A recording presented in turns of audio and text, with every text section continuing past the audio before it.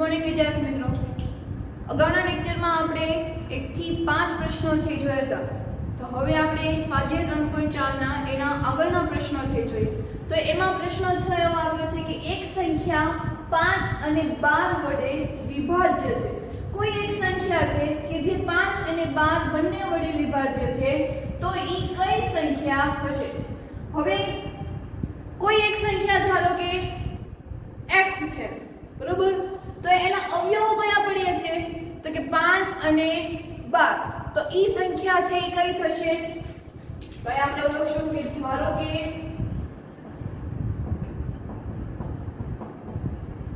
કોઈ એક સંખ્યા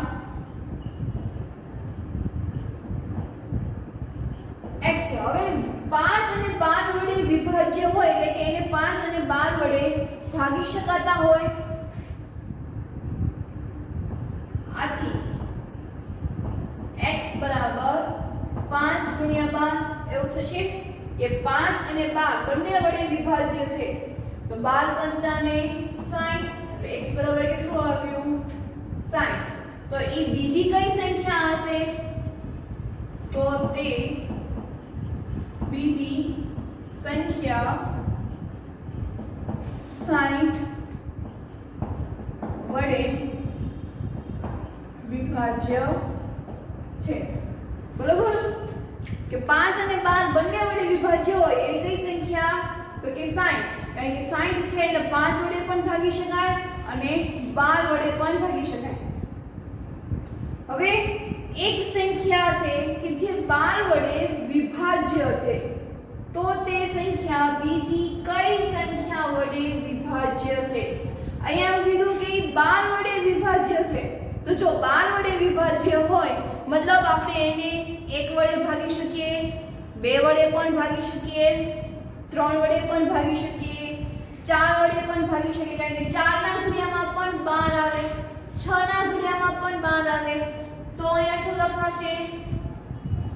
તો બીજી કઈ સંખ્યા છે? તો કે 1 2 3 4 અને 6, બરોબર? જે સંખ્યાને જો તમે 12 વડે ડાયરેક્ટ ભાગી શકતા હો તો એને આપણે 1 2 3 4 અને 6 વડે પણ ભાગી શકાય. હજી આ થોડું આપણે આગળ સમજશું એટલે વધારે ક્લિયર આવશે. દાખલા તરીકે અહીંયા 144 છે તો એને તમે 2 વડે પણ ભાગી શકો. 2 સત્તા 14, 4 2 ચોક 2 દુ 4, તો એને 2 વડે પણ ભાગી શકાય. 3 વડે જોઈએ તો 3 ચોક 12,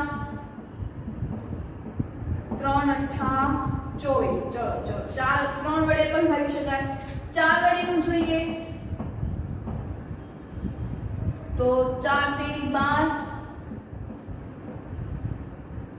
4 છોક 24. 4 વડે પણ ભાગી શકાય. 6 વડે જોઈએ તો 6 દુ 12, 6 ચોક 24. તો આ જે 12 વડે જો તમે એને ડાયરેક્ટ ભાગી શકો, જો તમે 12 વડે પણ ભાગી શકાય તો 12 એકા 12, 12 દુ 24. જો તમે 12 વડે જો ભાગી શકતા હો તો એનો મતલબ એવો કે આ બધી સંખ્યા વડે આ સંખ્યાને ભાગી શકાય. આપણે તો કોઈ સંખ્યા છે એ ધારી લીધી 144. તો 144 છે એને તમે 12 વડે ભાગો છો તો 12 ગુણ્યા 12 કરો એટલે 144 આવે. એટલે આ જે સંખ્યા જે છે કે જેને આપણે તમે 12 વડે ભાગો છો તો એને તમે 1 2 3 4 અને 6 વડે પણ ભાગી શકો છો. હવે તો એના પછીનો નવો ટોપિક છે એ આપણે સમજીએ. હવે તો કે વિભાજ્યતાના કેટલાક નિયમો છે.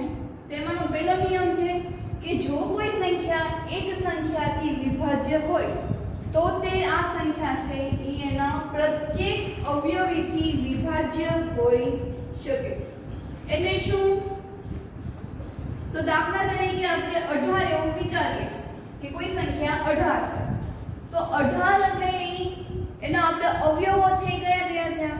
તો ઈ 1 ના ઘડિયામાં આવશે, પછી તો કે ઈ 2 ના ઘડિયામાં આવશે, પછી 3 ના ઘડિયામાં 6 9 પછી તો કે 18 72 તો આ એના અવયવો છે મતલબ તો આ જે સંખ્યા છે એને આપેલા બધા જ અવયવો વડે તે સંખ્યાને ભાગી શકાય તો ભાગી શકાય છે 18 ના અવયવો થયા તો અવયવો ક્યારે થયા હોય કે જ્યારે શેષ છે એ 0 થઈ હોય તો આ બધામાં જ તે શેષ છે એ 0 થાય છે એટલે આપણે અવયવો વડે પણ જે તે સંખ્યાને ભાગી શકીએ છીએ એટલે કે તે વિભાજ્ય હોઈ શકે બરાબર એટલે કે જો કોઈ સંખ્યા એક સંખ્યાથી વિભાજ્ય છે તો તે સંખ્યા આ સંખ્યાના પ્રત્યેક અવયવથી એટલે જો એક સંખ્યા વડે તમે ભાગી શકતા હો તો એનો મતલબ એવો કે આપેલી બધા જ અવયવો વડે પણ એ વિભાજ્ય છે એના પછી તો કે જો કોઈ સંખ્યા બે સહ અવિભાજ્ય સંખ્યા હોય સહ અવિભાજ્ય સંખ્યા એટલે શું કે એના અવયવો ફક્ત ને ફક્ત કેટલા હોય એક જ હોય તો આપણે એને સહ અવિભાજ્ય સંખ્યા કહીએ છીએ આપણે લાસ્ટ લેક્ચરમાં છે શીખ્યા હતા સહ અવિભાજ્ય સંખ્યા તો એવી કોઈ સંખ્યા ધારો કે બે સંખ્યા છે કે જેનાથી એના સહ અવિભાજ્ય સંખ્યા વડે એ વિભાજ્ય હોય તો તેના અવયવીથી પણ વિભાજ્ય હોઈ શકે દાખલા તરીકે હું અહીંયા 80 લઉં છું બરાબર તો 80 છે એ 4 ના એના અવયવો પાડું 80 ના તો એમાં 4 અને 5 બંને છે એ આવે બરાબર 20 ચોક 80 16 85 એટલે એના અવયવોમાંથી કોઈ પણ બે સહ અવિભાજ્ય સંખ્યા સહ અવિભાજ્ય એટલે તમે જો અહીંયા બંનેના અવયવો એક જ પડશે 4 એકા 4 5 એકા 5 બીજા કોઈ એના અવયવ પડશે નહીં તો તેના અવયવીથી પણ વિભાજ્ય હોઈ શકે હવે એના અવયવી હવે આના અવયવી એટલે શું થશે 4 એટલે 4 એકા 4 4 દુ 8 4 તેરી 12 બરાબર 12 ના ઘડિયામાં પણ 80 આવશે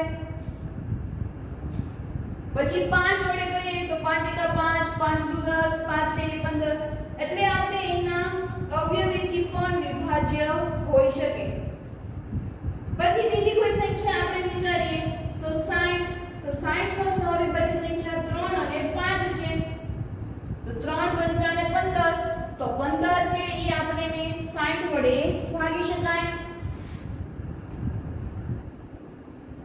3 ગુણ્યા 5 એટલે 15 તો 60 છે એના આપણે સહઅવિભાજ્ય સંખ્યા 3 અને 5 તો આ બંનેનો જો ગુણાકાર કરવું તો 15 તો 15 ને આપણે 60 વડે ભાગી શકાય એવી જ રીતે અહીંયા 4 25 ગુણાકાર કરીએ એટલે આ પહેલું ઉદાહરણ અને અહીંથી બીજું ઉદાહરણ તો 4 અને 5 તો એટલે 20 છે આપણે એને 80 વડે ભાગી શકાય એટલે અવયવીથી પણ આપણે ભાગી શકીએ છીએ એના પછી ત્રીજું કે જો આપેલી બે સંખ્યા કોઈ સંખ્યાથી વિભાજ્ય હોય તો તે સંખ્યાઓનો સરવાળો સરવાળાથી પણ સંખ્યા છે એ વિભાજ્ય છે દાખલા તરીકે બંને સંખ્યાઓ આપણે લઈએ દાખલા તરીકે 16 અને 20 તો 16 અને 20 એ 4 થી વિભાજ્ય છે એટલે 16 જો 20 કરી નાખીશ તો 36 તો એ 4 વડે પણ વિભાજ્ય છે 16 અને 20 બરાબર આ બે સંખ્યા લીધી હવે તો કે એનો સરવાળો કરો એટલે કે 16 20 બરાબર 36 તો 16 અને 4 ને 16 અને 20 4 વડે ભાગી શકાય છે બરાબર ચોકે 16 ને 4 25 તો આ જે 36 છે એને પણ આપણે કીધું કે તો આ સંખ્યાઓનો સરવાળો પણ તે સંખ્યાથી જ વિભાજ્ય છે એટલે અહીંયા 36 આવ્યા તો 36 ને પણ આપણે 4 વડે વિભાજ્ય છે તો આથી 36 પણ 4 વડે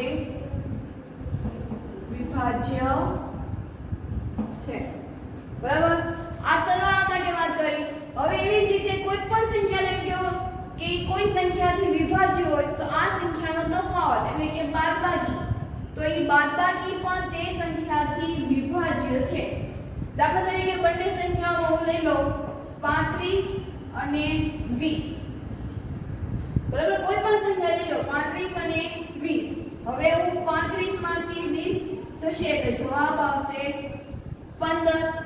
તો આ જે 35 અને 20 છે તો એને આપણે 5 વડે ભાગી શકીએ. તો આ જે 15 છે એને પણ 5 વડે ભાગી શકીએ. તો 35 અને 20 5 વડે વિભાજ્ય છે. આથી 15 પણ 5 વડે વિભાજ્ય થાય. બરાબર. એટલે પહેલા આપણે બંનેનો શું લેવાનો તફાવત. હવે જો 15 છે એને હું 5 વડે ભાગી શકું તો મતલબ આ બંને સંખ્યાઓને પણ 5 વડે ભાગી શકીએ. તો આવા કેટલાક નિયમો છે. તો આપણે આ નિયમોના આધારે થોડાક એના દાખલાઓ છે ઈ જોઈએ.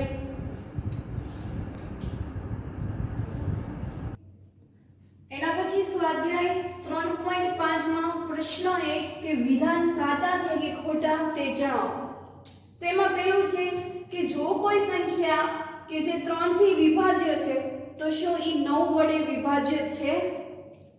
ઉદાહરણ લઈએ એટલે વધારે ખ્યાલ આવે. દાખલા તરીકે હું અહીંયા કોઈ સંખ્યા ધારી લઉં છું કે જે 3 થી વિભાજ્ય છે પણ ઈ 9 થી વિભાજ્ય નથી. દાખલા તરીકે 57. તો આ જે 57 છે ઈ 3 થી વિભાજ્ય છે પણ 9 વડે વિભાજ્ય છે. તો અહીંયા 57 લઈએ આપણે. તો 57 ભાગ્યા 3 3 1 3 2 7 3 9 27. બરાબર. હવે એને જ તે હું 9 વડે છે ઈ ભાગું છું. તો 9 તેરી 27 57 છે અહીંયા. તો 57 ને 9 6 54 9 7 63. તો અહીંયા તો 54 વડે જ તે ભાગી શકાય છે અને શેષ છે અહીંયા 3 વધે એટલે અહીંયા 9 વડે ભાગી શકાતા નથી. આપણને રકમમાં એવું કીધું છે કે 3 વડે પણ વિભાજ્ય છે અને 9 વડે પણ વિભાજ્ય છે. જો વિભાજ્ય હોત તો શેષ શું આવ્યો હોત? 0. અહીંયા શેષ છે એ 3 આવી. મતલબ આ વિધાન છે કેવું થશે તો કે ખોટું. એટલે કે કોઈ સંખ્યા છે એને 3 વડે ભાગી શકાય પણ એવી જરૂરી નથી કે 9 વડે પણ ભાગી શકાય. જો એક સંખ્યા 9 થી વિભાજ્ય છે તો તે સંખ્યા 3 થી ચોક્કસ વિભાજ્ય હશે. 9 વડે જે વિભાજ્ય હોય એ 3 વડે પાછું વિભાજ્ય હશે. દાખલા તરીકે હું અહીંયા લઈ લઉં 27. તો પહેલા 9 વડે કરીએ તો 9 તેરી 27. હવે 3 વડે લઈ લો તો 3 9 27. તો આ બંને સંખ્યાને આપણે 9 અને 3 બંને વડે ભાગી શકાય છે. એટલે આ વિધાન ત્યારે કેવું થશે? સાચું. એના પછી કોઈ એક સંખ્યા જે 18 છે તો આ 18 ને 3 અને 6 બંને વડે પણ વિભાજ્ય છે એવું કીધું. કોઈ એક સંખ્યા છે જે 18 થી વિભાજ્ય છે. જો તે 3 અને 6 થી બંને વિભાજ્ય હોય તો શું થાય? તો વિધાન સત્ય છે કે ખોટું? તો અહીંયા વિધાન છે કેવું થશે તો કે ખોટું. 108 છે તો એને 18 વડે વિભાજ્ય છે. 18 × 108. તો આ 108 છે તો એને 3 વડે ભાગી શકાય કારણ કે 8 આપેલી સંખ્યાઓનો સરવાળો જો તે સંખ્યામાં આવતો હોય તો એને 3 વડે ભાગી શકાય. 3 ની ચાવી હતી તો અહીંયા સરવાળો કરીએ એટલે 9 થાય છે. તો 9 છે એ 3 ના ઘડિયામાં આવે. પછી કોઈ બીજી સંખ્યા લઈએ કે જે 3 વડે વિભાજ્ય છે પણ 6 વડે વિભાજ્ય નથી. આપણે અગાઉનો જ્યારે સ્વાધ્યાય કર્યા હતા તેમાં આપણે એવું કીધું કે બંને વડે જો વિભાજ્ય હોય તો જ તે 6 વડે વિભાજ્ય બને. તો એવું આપણે ઉદાહરણ લઈએ. દાખલા તરીકે 1586 કે જે 3 અને 2 બંને વડે છે એ વિભાજ્ય હોય. દાખલા તરીકે જે આપણે એવું કીધું 3 અને 6 બંને વડે વિભાજ્ય હોય તેવી કોઈ સંખ્યા છે એ લખવાની છે.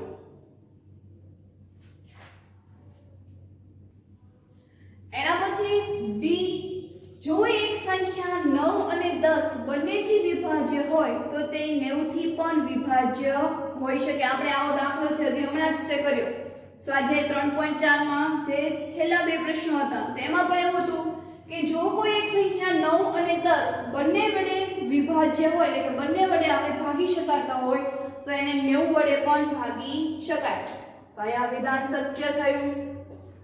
જો બે સંખ્યા સહ અવિભાજ્ય સંખ્યા હોય, સહ અવિભાજ્ય સંખ્યા એટલે કે બંનેના અવયવો થઈને માત્ર કેટલા થતા હોય તો એક જ રહે, તો એમાંથી ઓછામાં ઓછી એક સંખ્યા ચોક્કસ અવિભાજ્ય સંખ્યા હોઈ શકે. જરૂરી નથી કે અવિભાજ્ય સંખ્યા છે. આપણે શું કીધું કે બંનેનો અવયવ છે શું પડવો જોઈએ તો કે એક જ છે. આપણે ત્યારે ઉદાહરણ લીધું હતું 4 અને 5. તો આ બંનેના અવયવ છે શું આવશે તો કે 1 4. અહીંયા શું આવશે 1 અને 5. તો સહ અવિભાજ્ય સંખ્યા એટલે કે બંનેમાં જે સરખું હોય ઈ, અને ઈ પણ કેટલા અવયવ હોવા જોઈએ એક જ છે. તો બંનેમાં સરખા હોય એવા એક છે. તો આ એક છે ઈ એવું અવિભાજ્યમાં પણ નથી આવતું અને વિભાજ્ય સંખ્યામાં પણ એની ગણતરી કરવામાં આવતી નથી. તો અહીંયા આપણને એવું કીધું છે કે આ જે કોઈ સંખ્યા હશે ઈ ચોક્કસ અવિભાજ્ય સંખ્યા હશે. તો એકને તો આપણે અવિભાજ્ય સંખ્યા અને વિભાજ્ય સંખ્યામાં ગણતા નથી. એક છે કેવી છે તો કે તટસ્થ સંખ્યા છે, માટે આ વિધાન ક્યારે કેવું થશે તો કે ખોટું.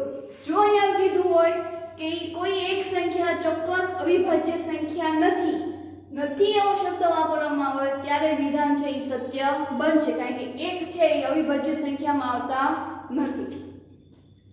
4 થી વિભાજ્ય બધી જ સંખ્યાઓ 8 થી પણ ચોક્કસ વિભાજ્ય હોઈ શકે. તો એવું જરૂરી નથી કે 4 વડે જો વિભાજ્ય હોય તો એ 8 વડે વિભાજ્ય હોય. એટલે અહીંયા પણ વિધાન ત્યારે કેવું થશે તો કે ખોટું. 8 થી વિભાજ્ય બધી જ સંખ્યાઓ પાછી 4 વડે વિભાજ્ય, તો ત્યારે વિધાન કેવું બનશે તો કે સત્ય. આ બંને અલગ અલગ છે. અહીંયા કીધું કે 4 થી વિભાજ્ય, એટલે 4 ની ચાવી શું કીધી કે એમાં છેલ્લા બે અંકો જોવાના એકમ અને દશક. જ્યારે 8 હોય ત્યારે તો કે એકમ દશક અને 100. તો એવી કોઈ ચોક્કસ સંખ્યાઓ નથી કે જે 4 વડે વિભાજ્ય હોય પણ તો 8 વડે વિભાજ્ય હોય. પણ જો 8 વડે વિભાજ્ય હોય તો ઈ સંખ્યા છે 4 વડે વિભાજ્ય હોય. આપણે આખો કોષ્ટક છે ઈ કર્યો તો સ્વાધ્યાય 3.3 માં. દાખલા તરીકે હું 990 છે ઈ લઉં છું, તો આ જે 990 છે ઈ 4 વડે વિભાજ્ય નથી પણ 8 વડે પાછું વિભાજ્ય થશે. બરોબર, જરૂરી નથી કે 4 વડે વિભાજ્ય થાય તો જ તે ઈ 8 વડે છે ઈ વિભાજ્ય થાય. એના પછી જો કોઈ સંખ્યા બે સંખ્યાઓને અલગ સંપૂર્ણપણે વિભાજિત કરે છે તો તે સંખ્યા તેના સરવાળાને પણ સંપૂર્ણ વિભાજિત કરશે. તો અહીંયા પણ આ વિધાન ત્યારે કેવું થશે તો કે સત્ય. હવે તમે કોઈ પણ બે સંખ્યા છે એ લઈ લ્યો છો. આપણે એમાં 36 + 20 છે એ કર્યું હતું. તો એ જો બે સંખ્યાનો સરવાળો કરવાને બદલે બંને સંખ્યાઓને જો અલગ અલગ રીતે આપણે વિભાજિત કરશું અને પછી કોઈ સંખ્યાને સરવાળા સ્વરૂપે વિભાજિત કરશું તો એ બંને સંખ્યા છે કેવી થશે તો કે એ સંપૂર્ણપણે સમાન છે એ થશે. કે તમે સરવાળો કરીને તમે એનો અવયવ પાડો અથવા તો તેના અલગ અલગ રીતે અવયવ કરો તો પણ બંનેનું છે કેવું થશે તો કે સમાન. જો કોઈ સંખ્યાઓના સરવાળાને પૂર્ણ રીતે વિભાજિત કરે તો બે સંખ્યાઓને અલગ અલગ રીતે પણ વિભાજિત કરી શકાય. સરવાળો થઈ ગયા પછી આપણે એને અલગ અલગ રીતે વિભાજિત કરી શકાય નહીં, પણ પેલા બંનેથી જ અલગ હોય તો આપણે એને પછી પાછળથી સરવાળા સ્વરૂપે વિભાજિત કરી શકાય. એટલે આ વિધાન ત્યારે કેવું થશે તો કે ખોટું. કે સરવાળો કરીને આપણે એને અલગ છે પાડી શકતા નથી, પણ બંને અલગ અલગ હોય છે તો તે સંખ્યાને સરવાળાને પણ સંપૂર્ણપણે આપણે વિભાજિત કરી શકીએ છીએ. હવે તો એના પછીનો આગળનો પ્રશ્ન છે કે અવિભાજ્ય અવયવ છે ઈ કરવાનું. તો એમાં આપણે ટ્રી ફેક્ટર વિશે છે એ ભણવાનું છે. હવે આપણે અવિભાજ્ય અવયવ વિશે ભણવાનું છે એટલે આપણે 36 ના અવયવ છે એ પાડવાના છે. તો તો આપણે એને વૃક્ષના આકારે શાખાઓ પાડી પાડીને આપણે એના અવયવો છે એ પાડવાના છે. નાનામાં નાના એના અવયવો છે એ પાડવાના છે. દાખલા તરીકે 36 છે તો એના એક અવયવો પડશે તો કે 2 ગુણ્યા 18, 18 દુ 36. પછી હજી એના એક અવયવ પડશે તો કે 3 ગુણ્યા 12, 12 તેરી 36. બરાબર. હજી એના એક અવયવ પડશે તો કે 4 નવા 36, જે આપણે પાડતા હતા એ જ રીતે. અને પછી હજી એક એના અવયવ પડશે ઈ તો કે 36. બરાબર. આવી રીતે આપણે એના અવયવ છે પાડતા. હજી તમે અહીંયા જુઓ કે 2 ના અવયવ છે ઈ પડે છે. શું પડે છે અહીંયા તો કે 2 ગુણ્યા 9 એટલે 2 નવાને 18. અને ઉપરના 2 છે ઈ તો એમને એમ જ તે રાખવાના.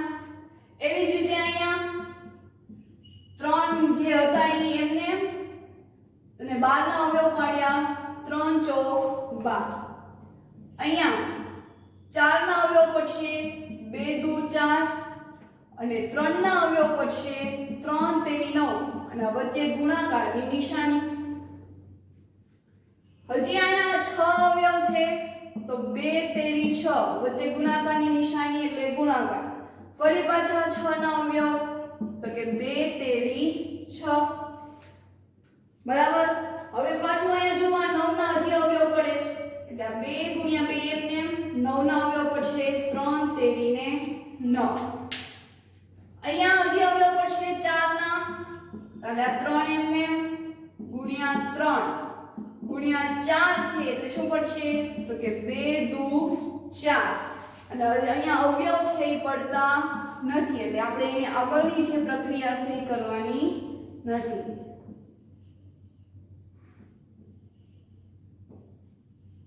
એટલે આપણે કોઈ પણ સંખ્યા લઈએ તો એને નાનામાં નાના અવયવ છે એ પાડવાના છે. હવે તમે આનો જો ગુણાકાર કરશો તો અહીંયા શું થશે તો કે 2 દુ 4, 4 તેરી 12, 12 તેરી 36. જો 36 છે એના અવયવ થઈ ગયા.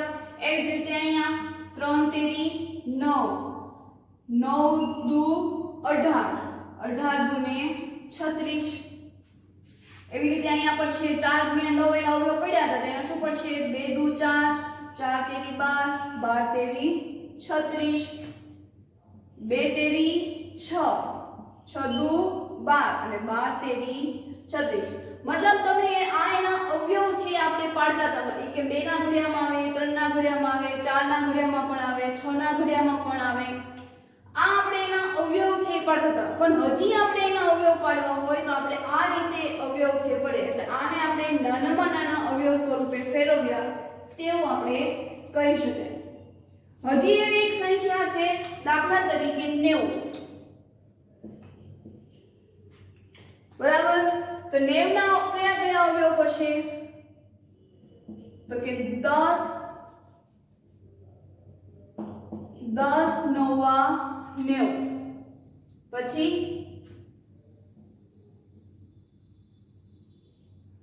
18 પંચા 90.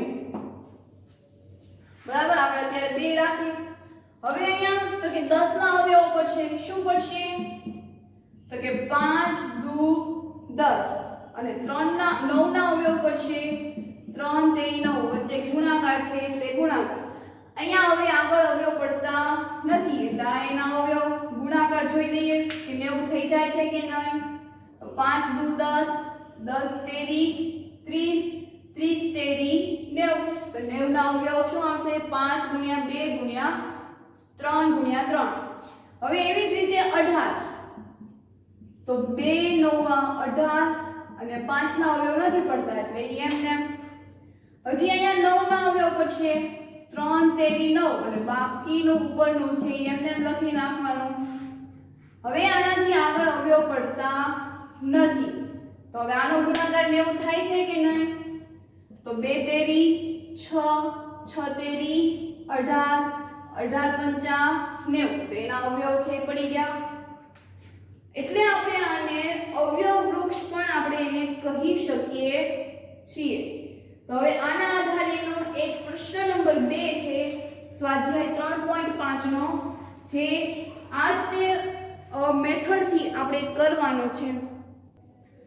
એના પછી પ્રશ્ન 2 કે અહીં 60 ને માટે બે જુદા જુદા અવયવ વૃક્ષો છે એ આપ્યા છે. બરોબર, બે અલગ અલગ મેથડથી આપણે 60 ના જ તે અવયવ છે એ પાડવાના છે. તો એમાં પહેલું છે તો 60 ના એના અવયવ પાડ્યા 6 ને 10 એટલે કે 6 ગુણ્યા 10 એટલે 60. આ એનો મતલબ શું કે આ બંનેનો ગુણાકાર કરીને આપણને વચ્ચેની સંખ્યા છે એ મળે એટલે 6 ગુણ્યા 10 6 ગુણ્યા 10 એટલે 60. હવે તો આપણે 6 ના પાછા અવયવ પાડવાના છે. તો 6 ના અવયવમાંથી એક અવયવ એને આપી દીધું છે 2.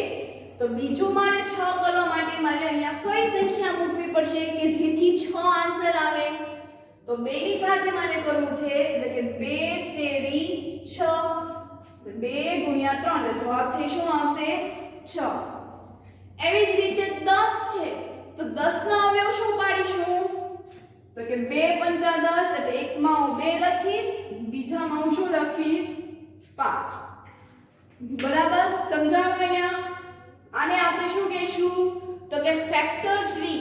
ગુજરાતીમાં કેવું હોય તો અવયવ વૃક્ષો. આ મૂળ ઝાડ છે એમાંથી બે શાખા નીકળી, શાખાની નીચેથી પણ શાખા નીકળી. કોઈ વૃક્ષ હોય છે તો એમાંથી શાખા નીકળતી હોય છે. તો એવી જ રીતે આ એના અવયવો થયા કે પેલા મૂળ વૃક્ષ એટલે 60, એની બે શાખા એટલે 6 અને 10. 6 ગુણ્યા 10 એટલે 60. હવે શાખાની શાખા નીકળી, શાખાની શાખા એટલે અહીંયા 2 અને 3 એક ચકરડામાં 2 છે તો કઈ સંખ્યા ગુણીશ તો 6 થશે? તો કે 2 ની સાથે હું 3 ગુણીશ તો જ તે 6 થશે. એવી જ રીતે 10 છે તો 2 ગુણ્યા 5 એટલે શું આવશે? તો કે 10. આ એના અવયવ થયા. હવે બીજી રીતે કેવી રીતે અવયવ પડે? 60 ને તો ઘણી બધી રીતે અવયવ પડી શકે. 15 ચોક 60, 30 દુ 60. બરાબર, તો બીજી મેથડ આવી હવે આપણે 30 સાથે. તો 30 સાથે હું શું ગુણીશ તો 60 આવશે? તો કેટલા દુ 60 થાય? તો કે 30 દુ 60 અને અહીંયા શું મૂકવાનું? 2. હવે જો 2 ના અવયવ પડતા નથી પણ 30 ના તો અવયવ પડે. શું પડશે? 30 કેવી રીતે થશે? તો કે 5 6 30 થાય, 15 દુ 30 થાય, 10 તેરી 30 થાય. અહીંયા આપણને 10 આપ્યું છે એટલે કેટલા દે 30 થાય? તો કે 10 તેરી 30. બરાબર. હવે 10 તો પાછા 10 ના અવયવ પાડવાના. તો 10 ના તો એક જ અવયવ પડશે, કાં તો 10 એકા 10 પડશે અને કાં તો 2 પંચા 10. તો અહીંયા આપણને બંને ખાલી જગ્યા આપી છે એટલે આપણે શું લખશું? 2 પંચા 10. તો અહીંયા શું થઈ ગયા? તો કે અવયવ. ક્લિયર? સમજાણું અહીંયા? તો અહીંયા આપણે આજનો લેક્ચર છે પૂર્ણ કરીએ છીએ. પ્રેક્ટિસ બુકમાંથી પણ આવા ફેક્ટર અવયવ વૃક્ષોના જે આપ્યા છે એના તમારે અવયવ પાડવાના છે. આને આપણે શું કહીશું? તો કે અવયવ વૃક્ષો. આ જે આપ્યા છે એને શું કહીશું? અવયવ વૃક્ષો. તો હોમવર્કમાં પણ આપણે પ્રેક્ટિસ બુકના આવા અવયવો છે એ લખવાના છે. તો અહીંયા આપણે આજનો લેક્ચર પૂર્ણ કરીએ.